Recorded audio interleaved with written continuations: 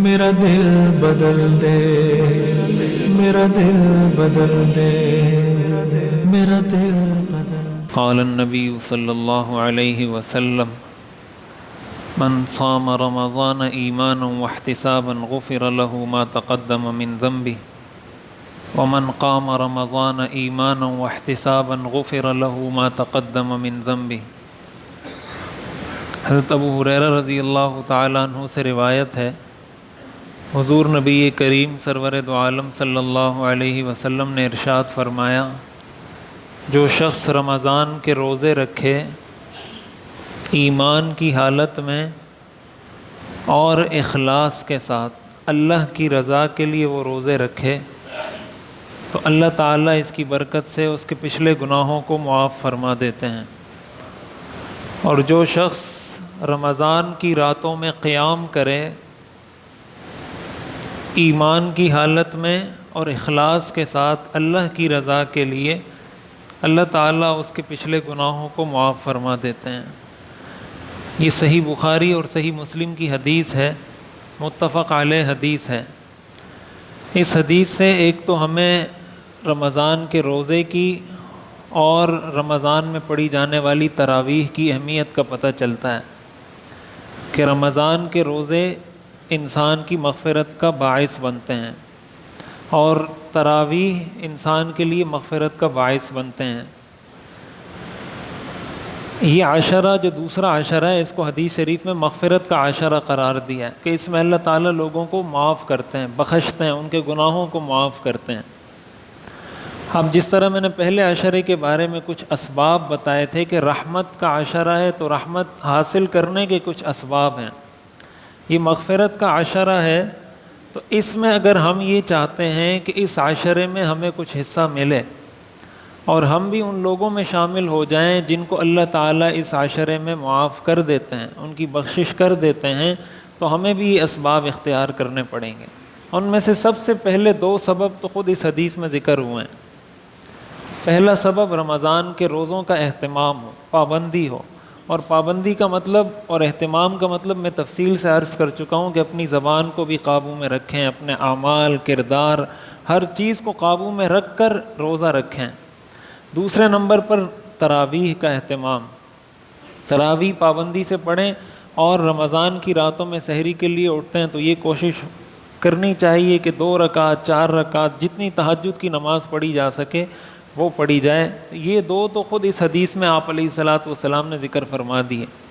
اسی طرح ایک حدیث میں حضور نے فرمایا: من قام لیلۃ القدر ایمانا واحتسابا غفر له ما تقدم من ذنبه۔ جو لیلۃ القدر میں اللہ کے سامنے راتوں کو اٹھ کر نماز پڑھتا ہے، اللہ اس کے پچھلے گناہوں کو بھی معاف کر دیتے ہیں۔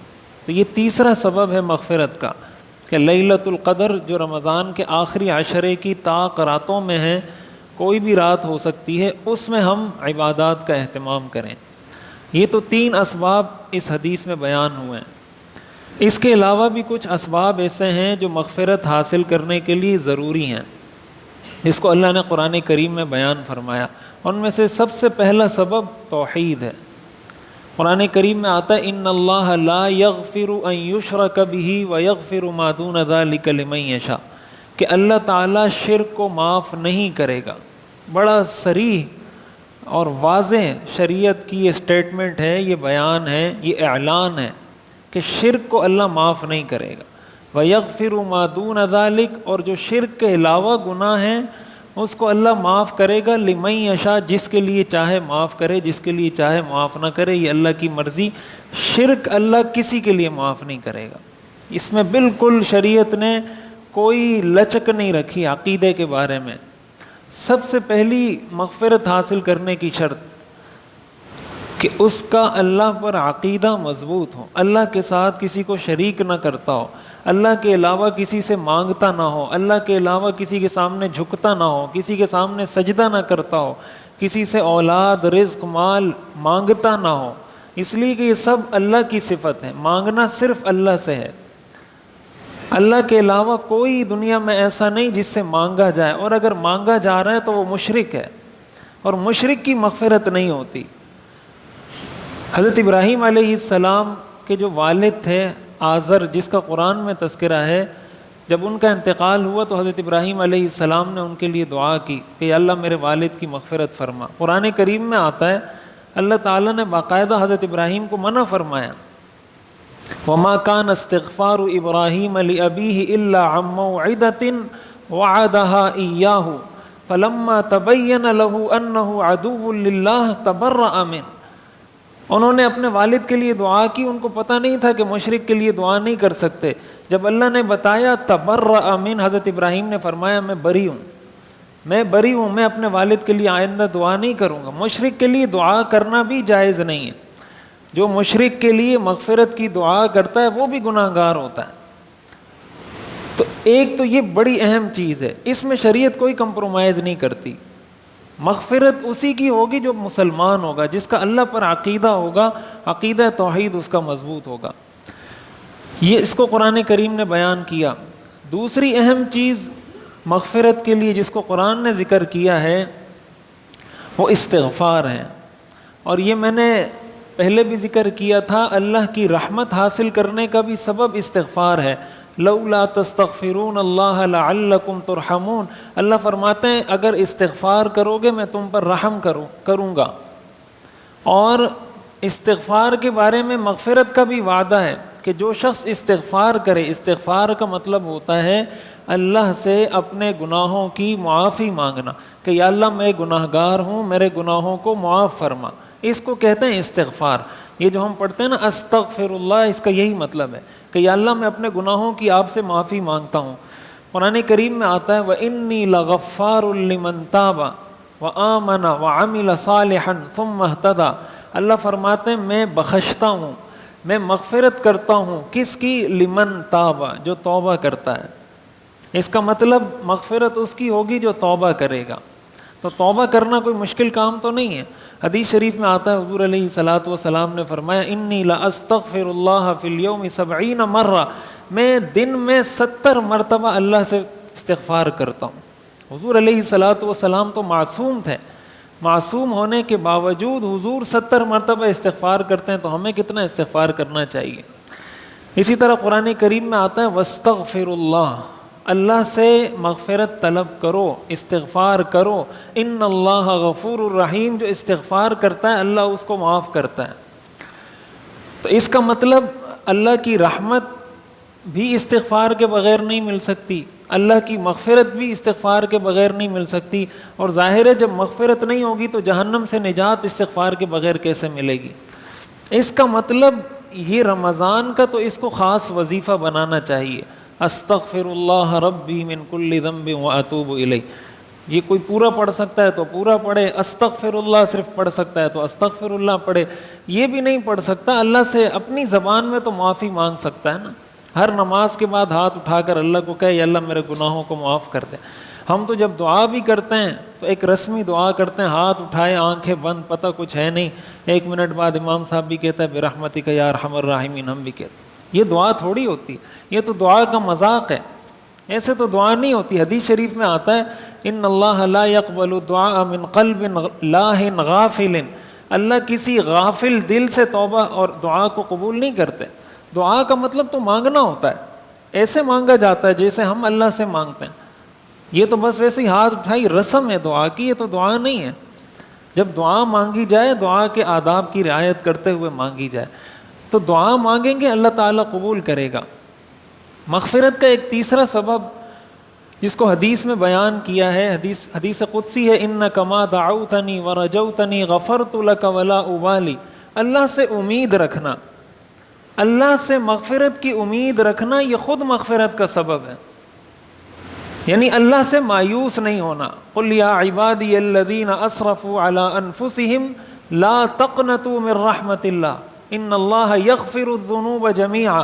جو اللہ کی رحمت سے مایوس ہو جائے اللہ اس کی بھی بخشش نہیں کرتے. انہ لا ییأس من روح اللہ الا القوم الکافرون. اللہ کی رحمت سے جو مایوس ہوتا ہے وہ کافر ہوتا ہے. تو خود اللہ سے مغفرت کی امید لگا کر بیٹھنا کہ اللہ مجھے ضرور معاف کرے گا, اور اس امید کے ساتھ اللہ سے دعا کرنا, خود یہ ایک مغفرت کا ایک پورا سبب ہے. حدیث شریف میں آتا ہے قیامت کے دن ایک بندے کو اللہ کے سامنے حاضر کیا جائے گا اور اللہ تعالیٰ اس کے سامنے اس کے گناہوں کا تذکرہ کرنا شروع کریں گے کہ تم نے یہ گناہ کیا تھا، وہ اعتراف کرے گا، پھر کہیں گے یہ گناہ کیا تھا، وہ اعتراف کرے گا، پھر کہیں گے یہ گناہ کیا تھا، ایک ایک گناہ گنوائیں گے، وہ اعتراف کرتا جائے گا۔ اور حدیث میں آتا ہے کہ پھر وہ ایسے دائیں بائیں دیکھے گا کہ مجھے کوئی دیکھ تو نہیں رہا، کہ یہ اللہ مجھے کس کے سامنے اتنے سارے گناہ مجھے گنوا دیے۔ تو اللہ فرمائیں گے کہ میں نے تمہیں کسی کے سامنے ذلیل نہیں کیا، یہ جو میں تم سے سوالات کر رہا ہوں تم پردے میں ہو، تمہیں کوئی نہیں دیکھ رہا۔ اللہ فرمائیں گے یہ سارے گناہ اس کا اعتراف کرتے ہو؟ کہاں میں اعتراف کرتا ہوں۔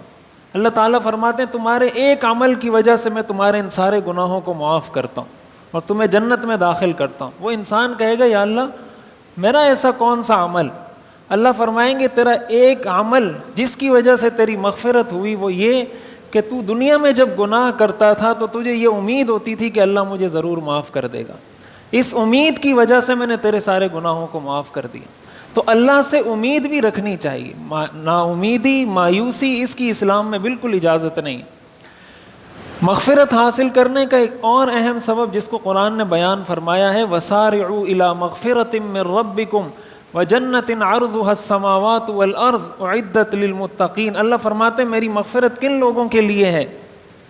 الَّذِينَ يُنْفِقُونَ فِي السَّرَّاءِ، جو چھپ کر بھی خرچ کرتے ہیں، الَّذِينَ يُنْفِقُونَ فِي السَّرَّاءِ وَالضَّرَّاءِ، جو خوشی کی حالت میں اور جب اللہ بہت اس کے پاس مال ہے اس وقت بھی خرچ کرتے ہیں، والضراء جب تنگ دستی ہے پیسہ نہیں ہے پھر بھی اللہ کی راہ میں خرچ کرتے ہیں، والکاظمین الغیظ اپنے غصے کو قابو میں رکھتے ہیں، غصے کو پی جاتے ہیں، والعافین عن الناس لوگوں کو معاف کرتے ہیں۔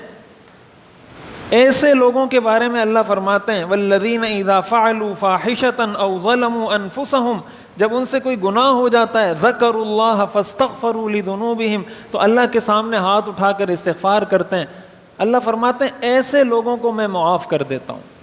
ایک اللہ کی راہ میں خرچ کیا جائے، تنگ دستی کی حالت میں ہو یا مالداری کی حالت میں ہو، یہ میں کئی دفعہ عرض کر چکا ہوں کہ صدقات کا اہتمام کرنا یہ صرف کسی مالدار کی ذمہ داری نہیں ہے، یہ غریب کی بھی ذمہ داری ہے۔ غریب نے بھی صدقہ دینا ہے، مالدار اپنی استطاعت کے مطابق دے، غریب اپنی استطاعت کے مطابق دے۔ اللہ نے یہ تو نہیں کہا کہ 1,00,000 روپے صدقہ نہیں کرو گے تو قبول نہیں کروں گا، 1 روپے بھی صدقہ کرو گے اللہ اس کو بھی قبول کرے گا۔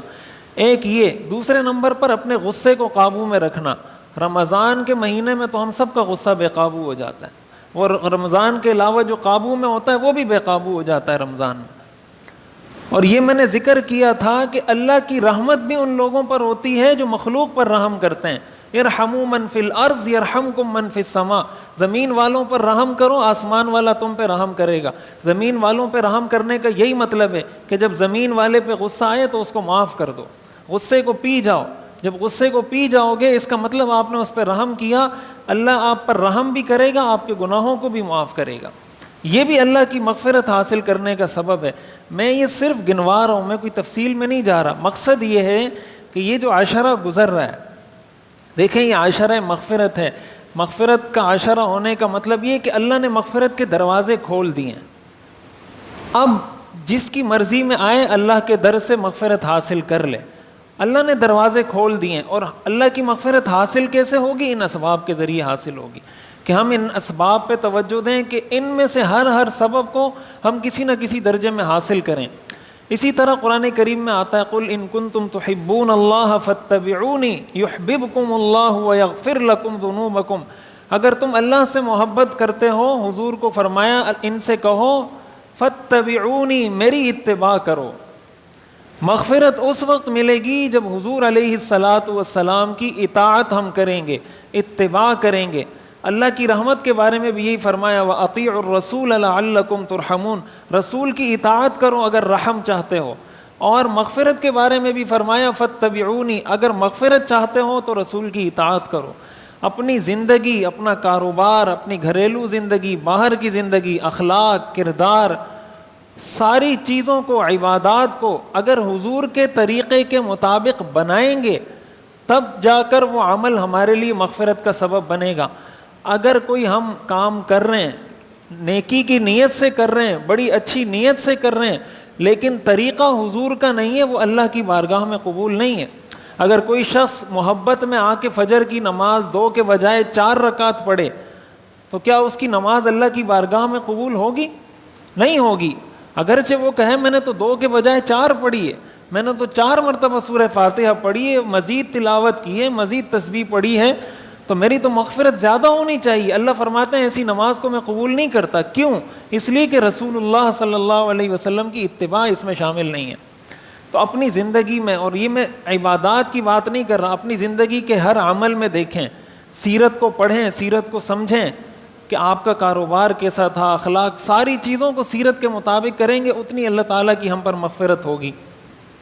اسی طرح حدیث شریف میں آتا ہے، مؤذن کے بارے میں آتا ہے، یغفر للمؤذن مدى صوته، جہاں تک مؤذن کی آواز جاتی ہے وہاں تک اللہ تعالیٰ اس کے لیے مغفرت فرما دیتے ہیں۔ جہاں تک اس کی آواز جائے گی وہاں تک کے لیے اللہ تعالیٰ اس کی مغفرت فرما دیتے ہیں۔ اب یہ کتنی بڑی فضیلت ہے۔ حدیث شریف میں آتا ہے، المؤذنون اطول الناس اعناقا، قیامت کے دن مؤذن اونچی گردنوں والے ہوں گے۔ اونچی گردن والے ہونے کا مطلب یہ سب سے اونچے مقام پر اللہ مؤذن کو رکھے گا۔ اس کی کتنی بڑی فضیلت ہے۔ جتنے لوگ اس مؤذن کی اذان پر آ کر نماز پڑھیں گے، سب کی نماز کا ثواب اس مؤذن کو ملے گا جس نے اذان دی ہے۔ ہمارے ہاں تو اس کی کوئی حیثیت ہی نہیں ہے نا، کوئی ویلیو ہی نہیں ہے۔ ہم تو کسی مسجد کے امام کو یا کسی مؤذن کو تو ہم سمجھتے ہیں یہ تو بس کوئی ناکارہ سے، کوئی بیکار سے لوگ ہوں گے یہاں بیٹھے ہوئے۔ اللہ کے ہاں جو مقام ہے ایک مؤذن کا، وہ حضور علیہ الصلوۃ والسلام نے ہمیں بتایا کہ خود اس کا یہ عمل اس کے لیے مغفرت کا سبب ہے۔ اور پھر اس مؤذن کی اذان کا جواب دینے والا، جو مؤذن کی اذان کا جواب دیں اور اس کے بعد جو دعا ہے اللہم رب ھذہ الدعوۃ التامہ، یہ دعا پڑھے، حضور علیہ الصلوۃ والسلام نے فرمایا اس کے لیے میری شفاعت واجب ہے۔ اور جس کے لیے حضور کی شفاعت ہو جائے ظاہر ہے اس کی مغفرت بھی ہوگی۔ شفاعت کا تو مطلب ہی ہے کہ مغفرت ہو جائے گی۔ تو اس چیز کا تو کم از کم ہم اہتمام کریں کہ جب اذان ہو اپنے بچوں کو اس چیز کا عادی بنائیں، بڑوں کو عادی بنائیں، گھر والوں کو عادی بنائیں۔ اذان ہو رہی ہے ان کو کہیں خاموش ہو جائیں، کوئی بھی باتیں کر رہے ہیں بولیں خاموش ہو جائیں تھوڑی دیر کے لیے۔ ہمیں تو یہ حکم ہے کہ قرآن کی تلاوت کی جا رہی ہے تو قرآن بند کر دیں۔ اذان کے وقت اگر قرآن کی تلاوت ہو رہی ہے تو حکم ہے قرآن کو بند کر دیں۔ تو اگر قرآن کو بند کرنے کا حکم ہے تو ٹی وی، موبائل اور ان چیزوں کے بارے میں شریعت کا، اور فضول باتیں، ان کے بارے میں شریعت کا کیا حکم ہوگا؟ جو باتیں بھی کر رہے ہیں بچوں کو عادی بنائیں، جیسے ہی اذان ہو بچوں کو بولو خاموش ہو جاؤ، اور ان کو کوشش کریں ان سے دہرائیں کہ بھائی آپ بھی مؤذن کے ساتھ یہ کلمات دہرائیں۔ تو مؤذن کی اذان کا جواب دینا، اس سے ایک تو ان کے دلوں میں اذان کی عظمت بیٹھے گی، نماز کی عظمت بیٹھے گی، دوسرا ہمارے لیے حضور علیہ الصلوۃ والسلام کی شفاعت کا ذریعہ بن جائے گا۔ اور ایک اور اہم سبب جس کو حدیث میں حضور علیہ الصلوۃ والسلام نے بیان فرمایا، حضرت عثمان رضی اللہ تعالیٰ عنہ نے ایک مرتبہ وضو کیا، اور وضو کرنے کے بعد فرمایا کہ حضور علیہ الصلوۃ والسلام نے بھی اسی طرح وضو فرمایا، اور پھر حضور علیہ الصلوۃ والسلام نے فرمایا کہ جو شخص ایسا وضو کرے جیسے میں نے کیا، اور اس وضو کے بعد وہ یہ پڑھے اشہد ان لا الہ الا اللہ واشہد ان محمد الرسول اللہ، اور ترمذی شریف کی روایت میں اس کے ساتھ یہ اضافہ ہے اللہم اجعلنی من التوابین واجعلنی من المتطہرین، آپ نے فرمایا اس کے لیے جنت کے 8 دروازے کھول دیے جاتے ہیں، جس دروازے سے چاہے داخل ہو جائے۔ کتنا آسان عمل ہے، وضو کرنا ہے سنت کے مطابق۔ حدیث میں آتا ہے انسان جب ہاتھ دھوتا ہے تو ہاتھ دھونے کے ساتھ اس کے ہاتھ سے جتنے گناہ ہوئے اللہ سب کو معاف کر دیتے ہیں۔ جب چہرے پہ پانی ڈالتا ہے، آنکھوں سے جو گناہ ہوتے ہیں اللہ اس کی برکت سے آنکھوں کے گناہوں کو معاف کر دیتے ہیں۔ جب پاؤں پہ پانی ڈالتا ہے تو پاؤں سے جتنے گناہ ہوئے ہوتے ہیں، پاؤں جس گناہ کی طرف چل کر گئے ہوتے ہیں، اس وضو کی برکت سے وہ سارے گناہ معاف ہو جاتے ہیں۔ تو وضو کے بعد کی جو دعا ہے وہ یاد کر لیں، یہ دوسرا کلمہ ہے، اور اس کے بعد اللہم اجعلنی من التوابین واجعلنی من المتطہرین، یہ دعا پڑھ لیں، اور دعا پڑھ لیں گے تو اللہ تعالی ہماری مغفرت فرما دے گا۔ تو یہ وہ چیزیں ہیں جن کی طرف بسا اوقات ہماری توجہ نہیں ہوتی، اور بے توجہی کی وجہ سے اور غفلت کی وجہ سے ہم میں سے ہر شخص یہ تو کہتا ہے رمضان کا مغفرت کا عشرہ ہے، مغفرت کا عشرہ ہے، مغفرت کا عشرہ ہے۔ مغفرت کا عشرہ تو ہے، لیکن مغفرت کس کی ہوگی؟ ظاہر ہے یہ رمضان کافر پر بھی آیا ہے، مشرک پر بھی آیا ہے، مشرک کی تو مغفرت نہیں ہوگی۔ اسی طرح جو مغفرت کے اسباب سے دور ہے اس کی تو مغفرت نہیں ہوگی. اسی طرح ایک اور چیز حدیث شریف میں آتا ہے، من سبح للہ فی دبر کل صلاۃ ثلاثا وثلاثین، جو ہر نماز کے بعد 33 مرتبہ سبحان اللہ پڑھے، 33 مرتبہ الحمدللہ پڑھے، 33 مرتبہ اللہ اکبر پڑھے، یہ 99 ہو گئے. اور 100ویں مرتبہ حدیث میں آتا ہے وہ یہ پڑھے، لا الہ الا اللہ وحدہ لا شریک لہ لہ الملک ولہ الحمد وہو علی کل شیء قدیر. حضور علیہ الصلاۃ والسلام نے فرمایا اگر اس کے گناہ سمندر کی جھاگ کے برابر ہوں گے تب بھی اللہ ان کو معاف کر دے گا. محض 33 مرتبہ سبحان اللہ الحمدللہ اللہ اکبر اور آخر میں لا الہ الا اللہ وحدہ لا شریک لہ یہ پڑھنا ہے. اور بعض روایات میں یہ بھی آتا ہے کہ 33 مرتبہ سبحان اللہ، 33 مرتبہ الحمدللہ، 34 مرتبہ اللہ اکبر اور پھر آخر میں لا الہ الا اللہ وحدہ لا شریک لہ اس کو پڑھ لیا جائے. تو خلاصہ کلام یہ ہے کہ ہم اپنے گناہوں کا استحضار کریں کہ ہم نے اللہ کی کیا نافرمانی کی ہے، اللہ سے معافی مانگیں، توبہ کریں، کوشش یہ کریں اپنی زندگی کو شریعت کے مطابق بنائیں. اللہ سے معافی مانگیں گے. حدیث شریف میں آتا ہے اللہ اپنے بندے کی توبہ سے اتنا خوش ہوتے ہیں. صحیح بخاری کی حدیث ہے، آپ نے فرمایا جیسے تم میں سے کوئی شخص صحرا میں جا رہا ہو، صحرا میں جاتے جاتے اس کی کہیں آنکھ، وہ اس کا جو اس کی سواری ہے، اس کا زاد راہ ہے، وہ اس سے گم ہو گیا. اب صحرا میں تو آپ چاروں طرف جہاں بھی دیکھیں گے آپ کو صحرا ہی نظر آئے گا. میرا دل بدل دے، میرا دل بدل دے، میرا دل بدل دے، میرا دل بدل دے.